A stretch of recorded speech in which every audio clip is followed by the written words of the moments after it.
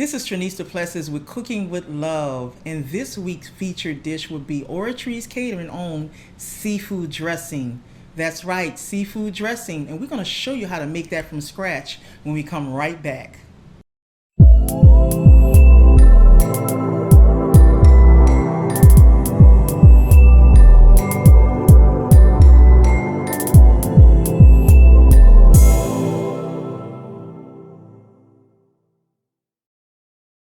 All right, we are back and I'm so excited. We're going to make Oratree's specialty seafood dressing, and I want to show you everything we have laid out for you.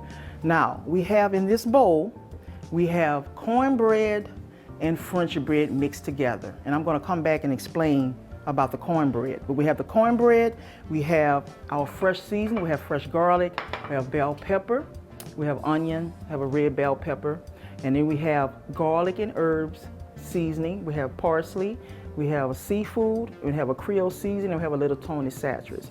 And guess what? We have seafood stock and we have our shrimp.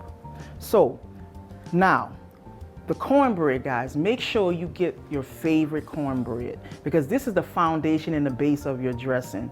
You know, when you fix your cornbread as a side dish for your meal, pick out your favorite one. You don't want to get sweet cornbread like Jiffy or something like that because it's going to throw the taste off.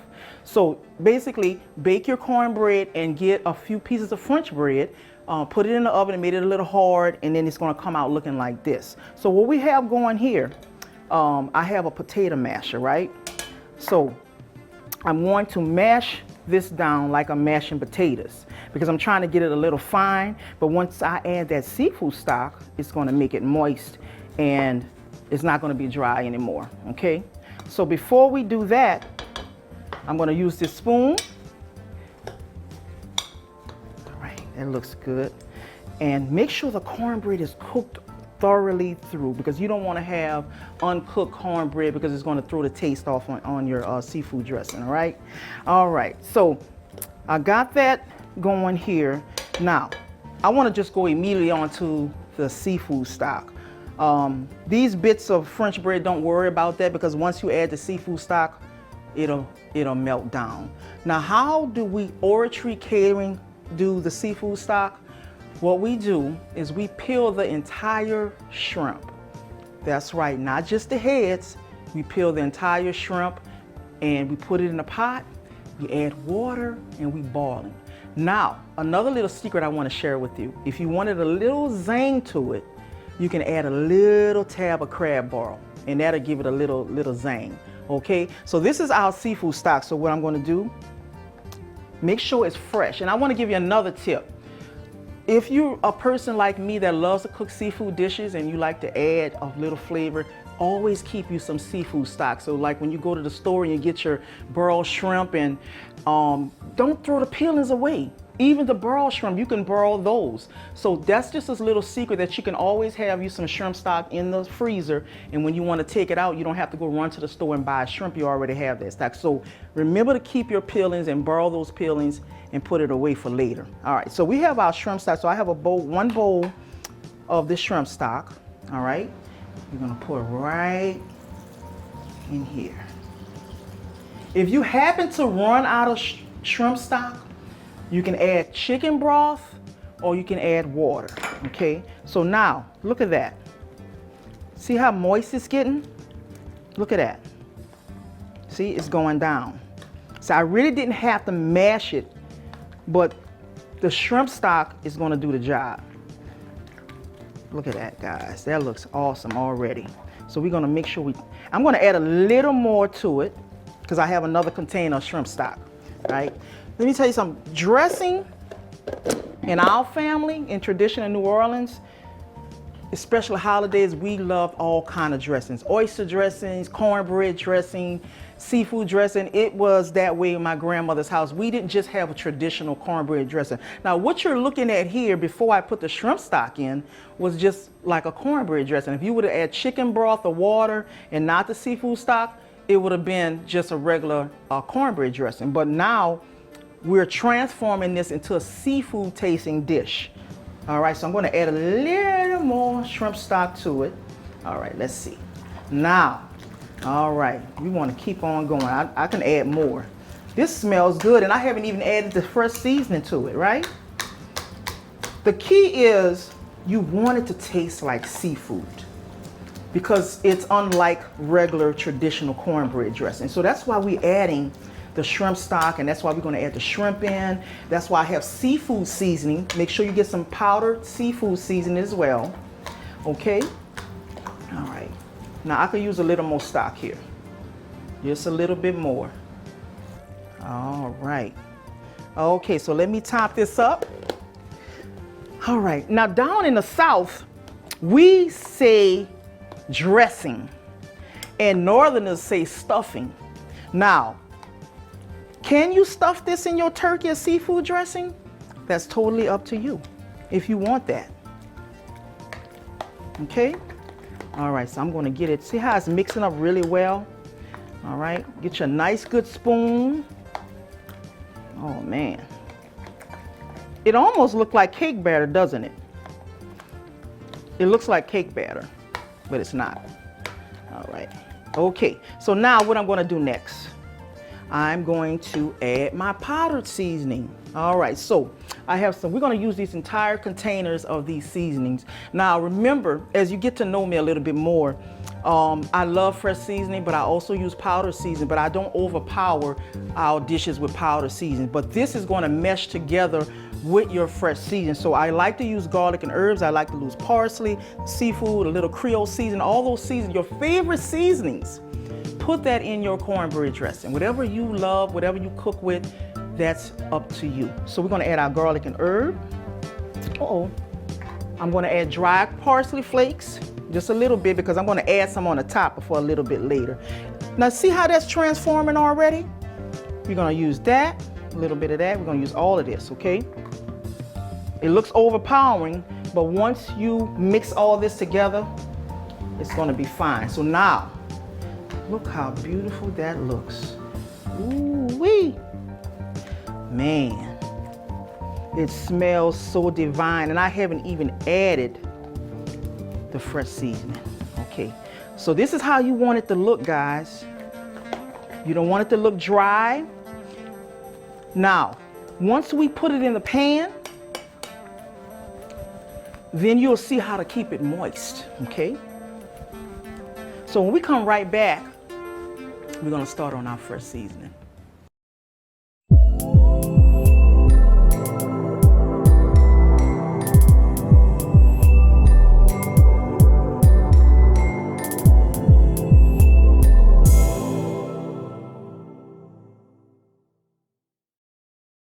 We are back. Now we're going to cut up our fresh seasoning, which is one of my favorite parts of cooking, because fresh seasoning, as you know, I love to talk about fresh seasoning. Watching my grandmother sit there and cut that seasoning up, and the elders in your family, is therapeutic.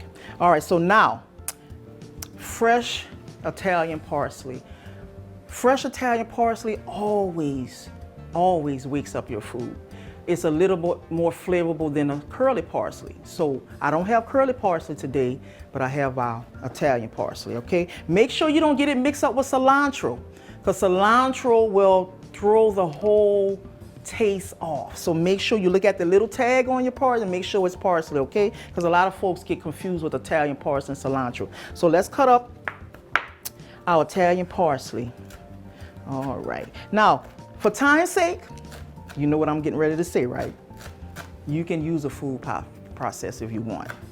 But me, I'm gonna cut this seasoning up.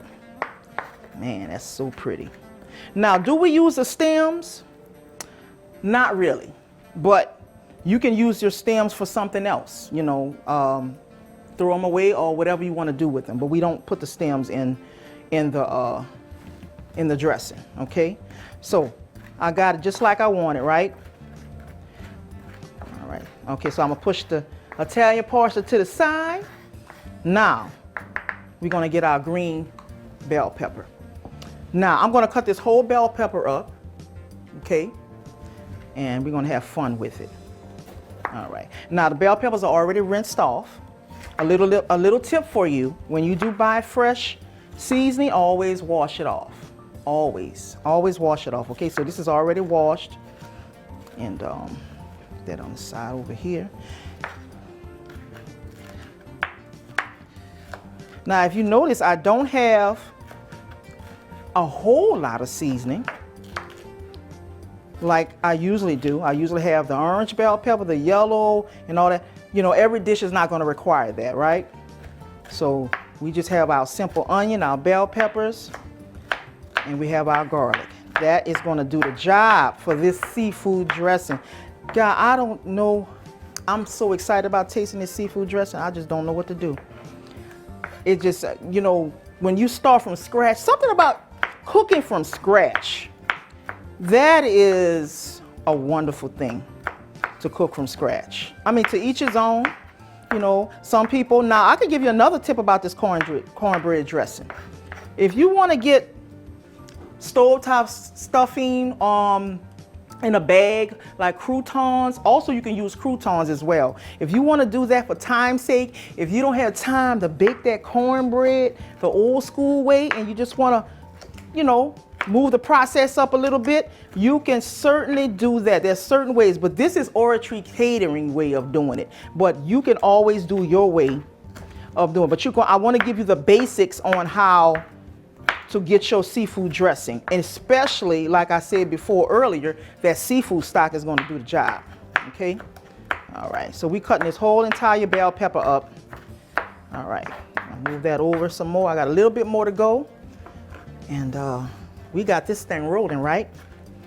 But I also have some other dishes that's going to go with the seafood dressing. And I'm so excited because we have a special guest that's going to be joining us to eat this delicious meal. And you're in for a treat. So we got a couple of treats for you guys today. And thank you so much for tuning for Cooking with Love, because we always cook with love and we want to show you a beautiful way of blessing your household with beautiful, delicious dishes that makes everybody happy. And what I want to say this as well. When you raise your children, grandchildren, whoever you're raising, nieces and nephews, and you give them home-cooked meals, they're not going to hardly desire fast food because they're going to know the difference in the taste. So when you're doing home-cooked meals, they're going to absolutely adore you for it, and they're going to remember that when they become adults. So now we're on our red bell pepper, right? I don't know what it is about a red bell pepper, but I almost use a red bell pepper for everything. I don't know what it is, but the red does something to me, y'all. So we got this red bell pepper going. And I was telling you guys before, I had a garden, and for some reason that plant didn't bear any more fruit. So I'm gonna have to replant my bell pepper plant. And actually it wasn't in the ground, it was just a plant. And I actually cooked catfish with my fresh seasoning. So if you guys want to start a garden, hallelujah, do it. It's so beautiful when you can just go to your garden or your plants and just come back and like I grew that, right? So I have to get back to growing my bell peppers again because I love bell peppers and I'm always buying them. You know, if you go to Sam's or these Whole Foods stores, wholesale places, and just buy your bulk, if you're always cooking, if you're a chef or a cook and you're always cooking, it's good to just get it in bulk because it gets expensive because the colored bell peppers are a little more expensive than the green bell pepper. All right, so actually I don't need to use all of that. Use a little bit more. All right, there we go. All right, so I don't need to use the whole thing there. So now we got onion. All right, now for this dish I wouldn't use a purple onion. I would use a yellow onion or a white onion. Do not use a purple onion. And if that's the only thing you have in your house, then you can substitute it for onion powder if you just don't have time. Okay, so when we come right back, we'll have all our seasonings cut up.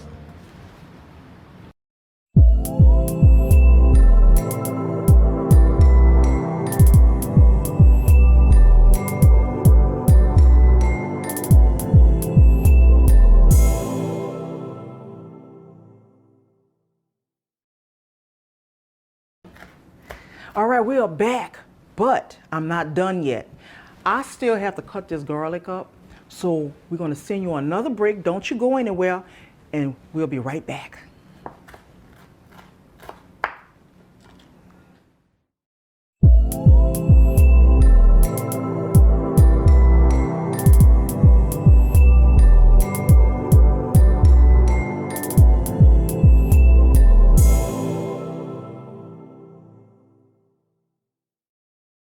All right, we are back and we have all of our seasoning cut up. Now we want to transport the seasoning into the pot, and the pot is already hot. All right, so let's get it on in there. Ooh-wee. It's sizzling. Now listen guys, to saute your seasoning, you can add olive oil, grapeseed oil, canola oil, whatever oil you want, but I prefer olive oil and canola. And grapeseed oil. And then you can add a little butter to it as well. Now, yeah. Ooh, that smells so good. Look how beautiful that looks. I'm gonna add a little more grapeseed oil on it. Yep. The salty seasoning is gonna be awesome. All right, so you're gonna get that sauteed, and before I add my shrimp in there, I just want to saute this a little bit more first. All right, so now we got our bell pepper, we got our onion, we got our garlic. It smells so good together. All right, so before I add the shrimp, I'm going to saute this down again. As I said before, you want it really good, because see, when you actually, I want to explain quickly, if you don't saute the seasoning with your seafood dressing, it actually takes longer for your dressing to cook, to get the seasoning broken down. So this is a perfect way to get that flavor and to get it broken down before just adding the raw seasoning to the dressing. So that's why I'm sauteing it, because I don't want it to take too long in the oven. All right, and I want it to have a distinguished taste that we're looking for when we saute our seasoning. Oh man, it's looking awesome. Looks so good. So now I want to talk about the shrimp for one quick second. Now, you can use frozen shrimp or you can use fresh peeled shrimp, okay? Either one. So we're gonna put our shrimp in there, add it with it.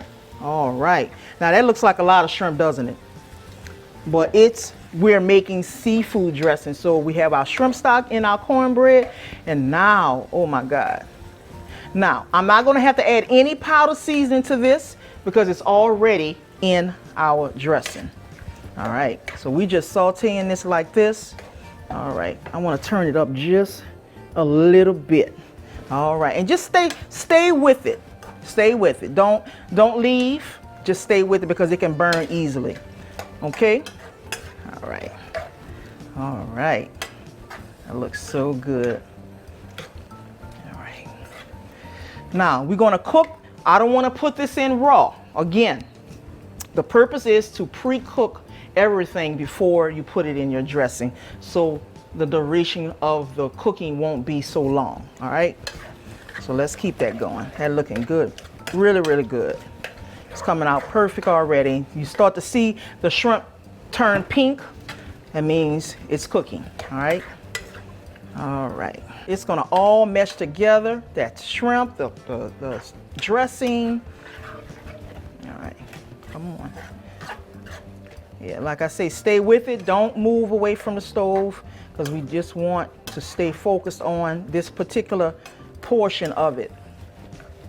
All right. Yep, they're turning pink. They're turning pink. All right. Now, it's up to you how much you want to put, how many shrimp you want to put in, how small your pan is. We're actually going to use a half a pan for this particular item. All right, that looks good. It looks really good.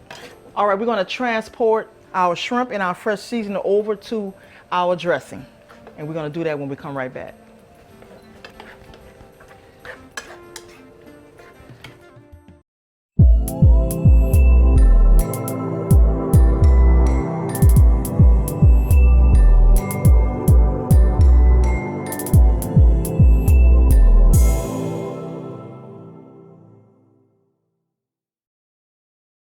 we are back. We have our shrimp sauteed and our seasoned sauteed. Now it's time to put it in the dressing. All right, guys, here we go. So we're gonna dump this whole, oh man, look at that. Everything smells so divine. I wanna stick my finger in it like a little kid when the cake batter is finished. So, but I gotta wait. All right, so look at that, guys. So we're gonna mix all that together like that. Oh my God, look at that. Look how everything just transformed. We started from scratch, from cornbread. Now look at this, we have Oratree's seafood dressing. Oh my God, it smells so good. All right, so now it's time to put it in the baking pan. All right. See how beautiful the seasoning is popping out? That's why I never like to cut it up too fine. Okay, so we're gonna move this out the way. And now we're gonna put our seafood dressing in the pan, but we're also gonna butter the pan. Why am I doing that? So the dressing won't stick to the pan. All right, so we're gonna just spread that little butter at the bottom there. It's almost like you're baking a cake, right? Okay, all right. So I got enough butter at the bottom. You can also use a non-stick canola oil or anything, you know, that's non-stick and spray the bottom of the pan if you don't want to use butter. There's many different ways that you can do that. So now that we have our pan butter, it's time to trans this over. Oh boy, look at that. Ooh, wait. Oh my God, look how beautiful that is. Just look at the color, the rich color of this dressing. Just look at that, guys. We're gonna get every drop. We ain't waste not, want not. We gonna get every drop out of this bowl. We not gonna waste this. Oh man, do y'all see this? How beautiful that looks. And guess what I'm getting ready to do? I'm gonna add my dry parsley because it gives it a decorative look. My dry parsley. Look at the season how it's popping out, the fresh season how it's popping out. Okay, and guess what? All right, so we're gonna put this fresh seasoning on the top. Look at that.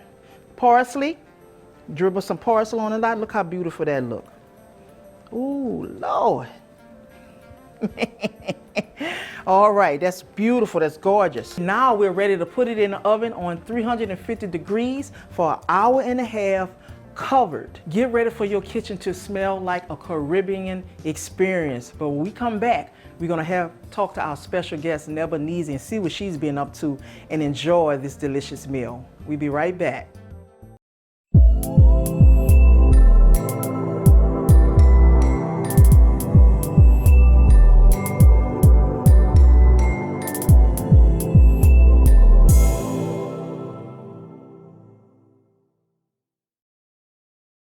All right, we are back and we have a very special guest, Ms. Duplessis is in the building. But we have some great foods that's going along with this seafood dressing. We have a baked chicken and we have a spinach Caesar salad. But we're gonna dive into this meal and when we come right back, we're gonna have a chat with Ms. Duplessis. See you in a few.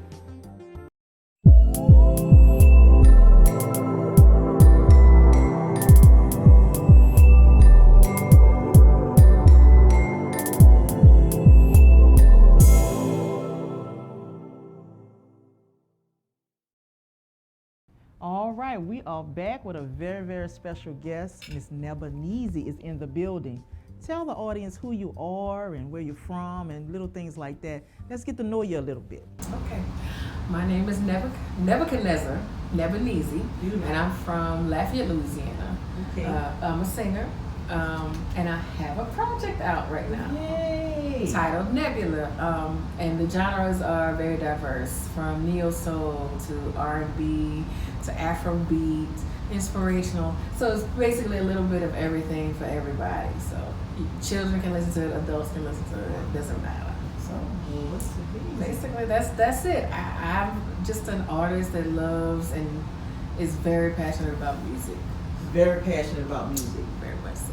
I'm glad to hear that. What did you think about the meal?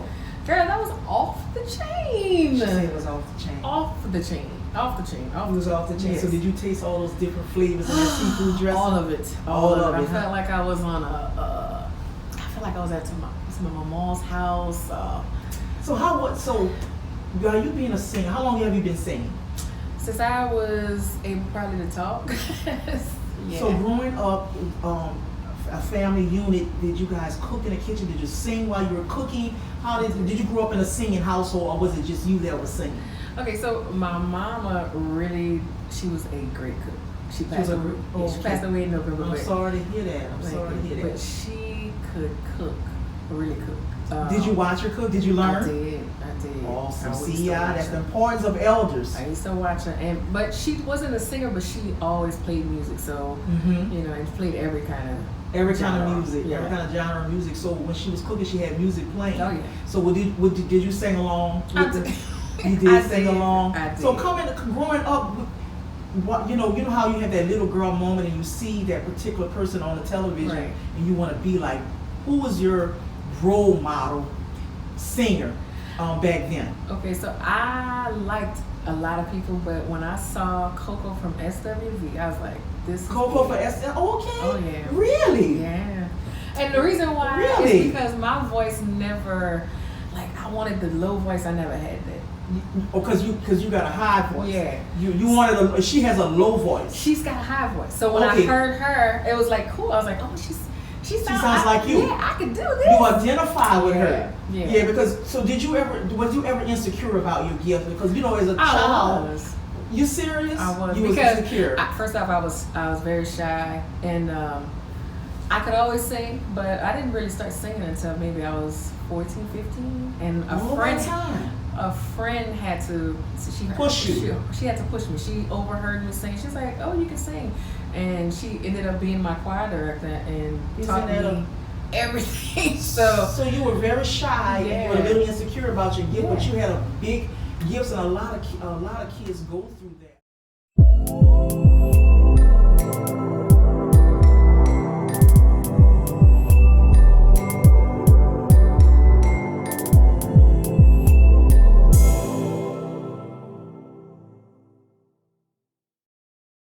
You said your mom was a great cook.